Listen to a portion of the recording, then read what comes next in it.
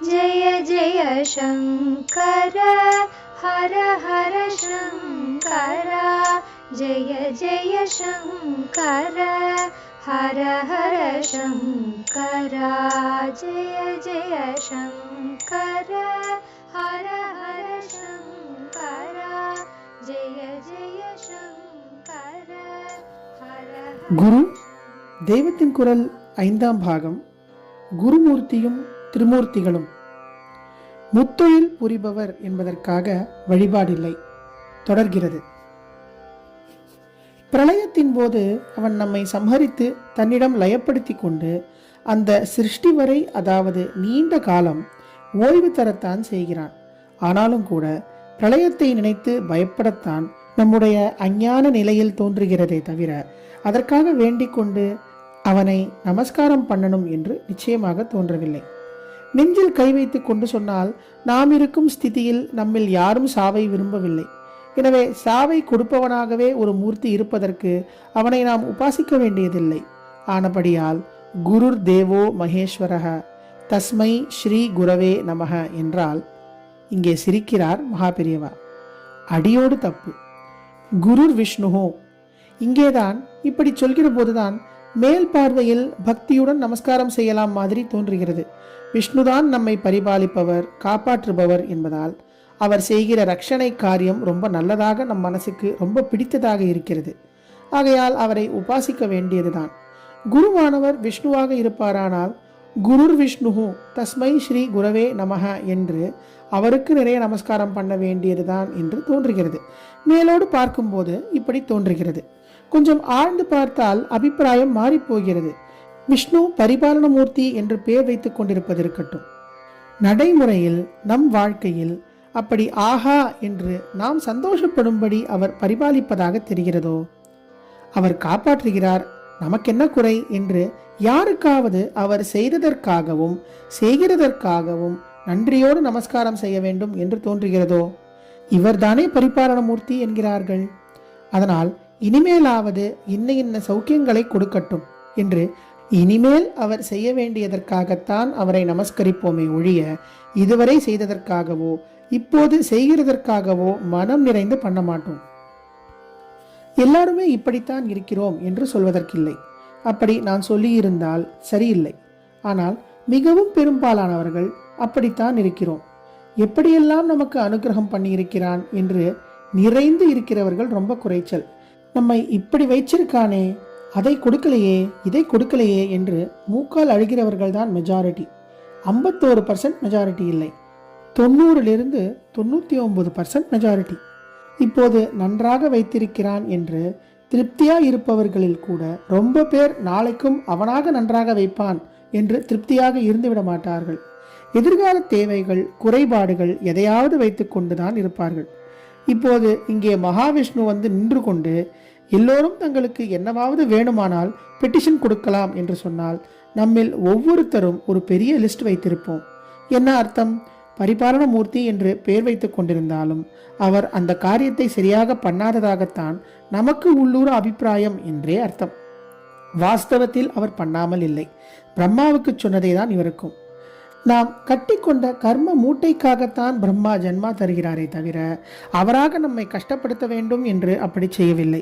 ஆனதினாலே ஏனையா ஜன்மா கொடுத்தீர் என்று அவரிடம் சண்டைக்கு போவது விவேகமில்லை என்று சொன்னேன் அல்லவா? அப்படியேதான் நமக்கு லைஃபில் என்னதான் மகாவிஷ்ணு கொடுத்திருக்கிறார், இன்னதெல்லாம் கொடுக்கவில்லை, கொடுத்ததை விட கொடுக்காததுதான் ரொம்ப ஜாஸ்தி என்றால் இதற்கு காரணம் நம் கர்மாவுக்கு இதுதான் நமக்கு பிராப்தி என்பதுதான். அவர் ஏதோ வேண்டுமென்றே கஷ்டப்படுத்துகிறார், கிராக்கி பண்ணுகிறார் என்று அர்த்தமே இல்லை. கர்மாவை பார்க்கிறார், அதை வைத்து இவ்வளவுதான் கொடுக்கணும் என்று கணக்கு போட்டு கொடுக்கிறார். அவர் இஷ்டப்படி மனம் போனபடி இல்லை. விவேகம் உள்ளவர்கள் இப்படியே எடுத்துக்கொள்வார்கள். ஆனால் நாம் அவிவேகிகள் தானே. விவேகம் வந்தவர்களாக இருந்தால் நமக்கு எதற்கு குரு? அது வருவதற்குத்தானே குரு என்று ஒருத்தர்கிட்டே போய் நிற்கிறோம். இந்த நிலையில் விவேகிகளுக்கானதை நமக்கு சொல்வதில் அர்த்தமில்லை. இப்படி இருக்கிற போது மகாவிஷ்ணுவின் ரட்சிப்பு போதவில்லை, அவர் சரியாக பண்ணவில்லை என்று நமக்கு இருக்கிற போது அவரை நமஸ்கரிப்பது, பக்தியோடு உபாசிப்பது என்றால் எப்படி? ஆனால் சாகடிங்கோ சுவாமி என்று சிவனிடம் வேண்டிக் கொள்வதற்கு மனசு வராது என்ற மாதிரி இல்லாமல், நன்னா ரக்ஷிங்கோ சுவாமி என்று விஷ்ணுவிடம் பிரார்த்தித்துக் கொள்ள இடம் இருக்கிறதே, இதுவரை அவர் ரட்சித்து வருவது நமக்கு திருப்தியில்லை என்றாலும் கூட இனிமேலாவது நன்றாக செய்யும்படியாக அவரிடம் பிரார்த்தித்துக் கொள்ள இடம் இருக்கிறதே, அதனால் அதாவது அவர் இப்படி பண்ண வேண்டியதற்காக நமஸ்காரம் செய்யலாமே என்றால், ரக்ஷணத்துக்குத்தான் அவர் இருக்கிறார், அந்த உத்தியோகத்தை அவர் பார்த்து கொண்டிருக்கிறார். அப்படி இருக்கும்போது நாம் போய் அவரிடம் நன்னா ரக்ஷியுங்கோ என்றால் அவர் டியூட்டியை சரியாக செய்யாததாக நாம் குத்தி காட்டுகிற மாதிரி ஆகாதோ? இப்படி கேட்டால் அவர் கோபித்து கொண்டு, நீ சொல்லிக் கொடுத்துத்தான் நான் தெரிஞ்சுக்கணுமோ என்று செய்வதையும் குறைத்து கொண்டு விட்டால் என்ன ஆவது? இருந்தாலும் குத்தி காட்டி குற்றம் சொல்கிறார் போலில்லாமல் வினயமாக இம்மாதிரி விண்ணப்பம் பண்ணி கொள்ளலாமோ என்று பார்த்தால், சரி நமஸ்காரம் செய்து அவரிடம் விண்ணப்பித்துக் கொள்கிறோம். அவர் என்ன சொல்வார்? யோசித்து பார்த்தால் அவர் என்ன சொல்வார் என்று ஊகிக்க முடியும். நானாக எதுவும் பண்ணுகிறதற்கில்லை, நாங்கள் 3 பேருமே எங்கள் இஷ்டப்படி எதுவும் பண்ணவில்லை, எங்களுக்கு எந்த அதிகாரம் கிடையாது, சர்வசக்தனான ஒரு பரமாத்மா கொடுத்திருக்கும் வேலையை, எல்லை போட்டு கொடுத்திருக்கும் வேலையையே நாங்கள் செய்கிறோம். உங்கள் கர்மாவை கொண்டே இந்த மாதிரி பிறப்பை கொடுப்பது என்று பிரம்மா வைத்துக் கொண்டிருக்கிறார். இந்த பிறவியில், அதாவது பிறவி ஒவ்வொன்றிலும் உங்கள் கர்ம மூட்டையில் ஏதோ ஓர் அளவு நீங்கள் அனுபவிக்க வேண்டும் என்று பரமாத்மா நிர்ணயம் செய்திருக்கிறார். அந்த அளவு பார்த்தே உங்களுக்கு ஒவ்வொரு ஜென்மாவிலும் நான் ரட்சிப்பு கொடுக்கிறேன். நிறைய சுகிருதம் இருந்தால் அது நீங்களே செய்ததுதான், நிறைய ரட்சிப்பு தருகிறேன். குறைவாக இருந்தால் குறைவாக தருகிறேன். நீங்கள் எத்தனை ரூபாய் வைத்திருக்கிறீர்களோ அதற்கான சரக்கு தருகிறேன். கள்ள நோட்டு நீட்டினால் தண்டனை தருகிறேன். இப்படி பரமாத்மாவின் நிர்ணயப்படி ஒரு ஜன்மாவுக்கான அளவை நீங்கள் அனுபவித்தானவுடன் ருத்ரமூர்த்தி வியாதி வக்கை என்று எதையோ அனுப்பி ஆயுசை முடித்து விடுகிறார். ஆகக்கூடி இனிமேலே உங்களுக்கு நல்ல ரட்சிப்பு கிடைக்கணும் என்றால் அதற்கு விசை உங்கள் கிட்டேயே தான் இருக்கிறது. சத்கர்மா நிறைய பண்ண ஆரம்பியுங்கள். அப்போது நல்ல ரட்சிப்பு கொடுக்கும்படியாக என்னை பரமாத்மா வைப்பார். ஆனால் அதுவும் கூட நீங்கள் ஆசைப்படுகிற மாதிரி இன்றைக்கு சத்கர்மா செய்தால் நாளைக்கே அதன் சௌக்கிய பலன் கிடைத்துவிடும் என்று நான் கேரண்டி பண்ண தயாராயில்லை. என்றைக்கோ எந்த ஜென்மத்திலோ தான் பலன் என்று பரமாத்மா தீர்மானம் செய்துவிட்டால் நீங்கள் என்னிடம் சண்டைக்கு வந்து பிரயோஜனம் இல்லை என்று இப்படித்தான் மகாவிஷ்ணு சொல்வார். இங்கே நன்றாக கிளியர் ஆகிவிட்டது, இவரையும் நமஸ்காரம் பண்ண வேண்டியதில்லை என்று. இவரை அவரை 3 பேரையும் தான். நடுவாந்திரத்திலே ஒன்று சொன்னாரோ இல்லையோ, உங்களுடைய ரூபாய் எவ்வளவோ அதற்கேற்ற சரக்குதான் என்று. அதில் எல்லாம் முடிந்து போய் விடுகிறது.